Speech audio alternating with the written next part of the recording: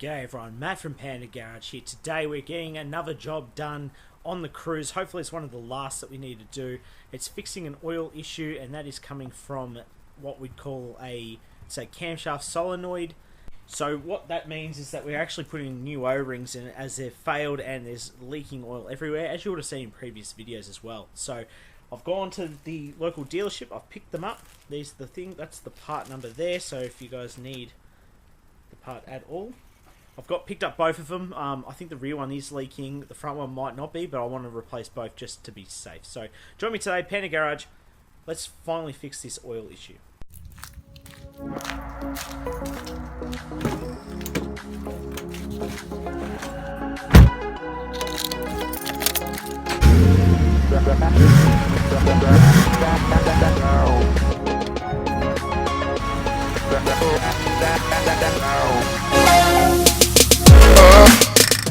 So what we're doing today is we're actually removing these camshaft solenoid ends. I can't remember the other name for them, but essentially I think they just keep check of where the camshafts actually are positioned. Now you can remove the air box out of the way, so you've got more access to this, but I think I might be able to do it without that. So generally you can use an inverted tech head. In this case I'm just using a standard socket, which is just an 8mm, and it will work, should work just fine. So we're just going to take these off. As you can see, they're not heavily tightened down, as it is an aluminium block, of course. So I'm just going to loosen these off for a second. The other thing we need to do is that we need to remove, there's a little clip down here. Just got to get our screwdriver and just pry that out a little bit, and that should release. There we go. That just releases that, and we should be able to slide our plug off if it wants to participate. Oh.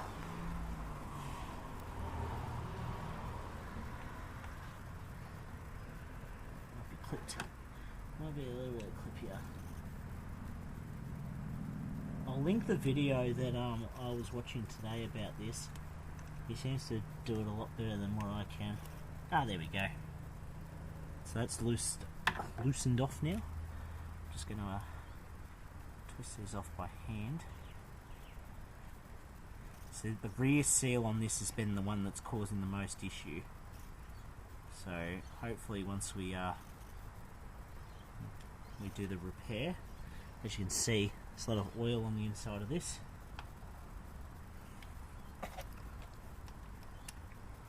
Just loosen this off a bit. So if you're finding oil leaks on this side of the motor, it's most likely it's these camshaft solenoid O-rings.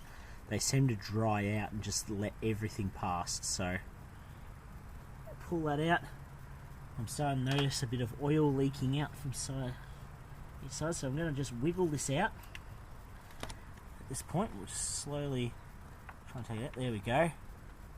As you can see where the O-ring has just let go, and it's just leaking oil absolutely everywhere. So what we'll do, we're going to tidy this up. We're going to tidy the inside of that up a bit as well, and then we'll slide down our new O-ring.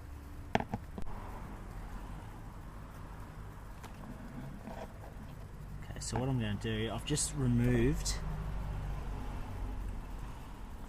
the old seal.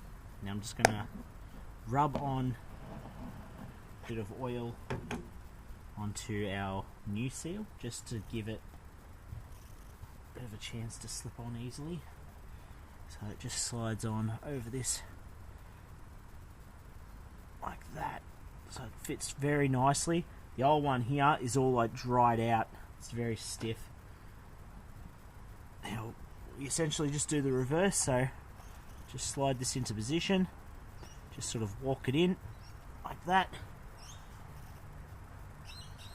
I'm just going to finger tight, get these finger tight at this point. It's a little bit greasy as well, so it doesn't help.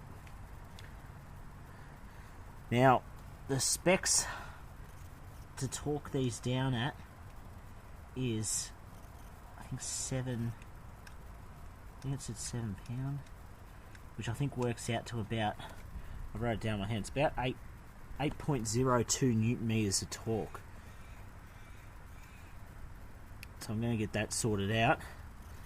But essentially we're just, we're getting everything just clipped back on. Slide the pin back, that locks it into position. And yeah, we're going to just lock this down and then we'll move on to the next one. So the next one is a little bit different because the actual solenoid is, the actual thing is spitting downward. I can speak today. I'm having a real shocker this week speaking. It's annoying anyone, let me know. This is annoying me.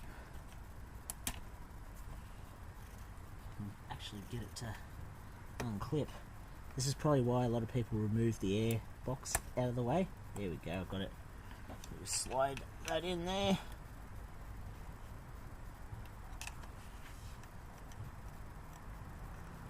Push that away.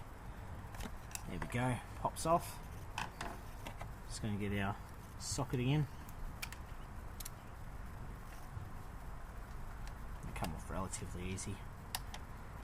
So it's not huge strength behind this. If these are way too tight, then you've probably got a problem.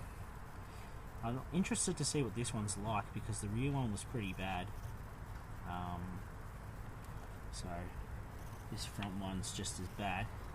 Be interested to see, but at this point I can't see any leaks.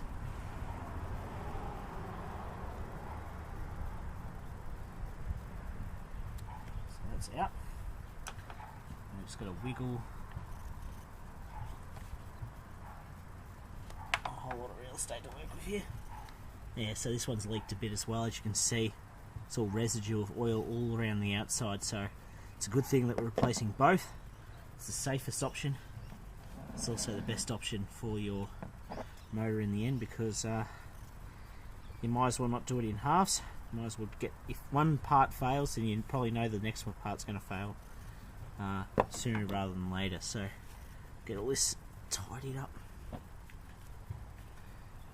And essentially I'm just repeating what I did before. That's all done now. I just sort of buttoned up this one because it's pretty much the same as the last one, but yeah, pretty straightforward. Just two screws on each one or 2 bolts on either one.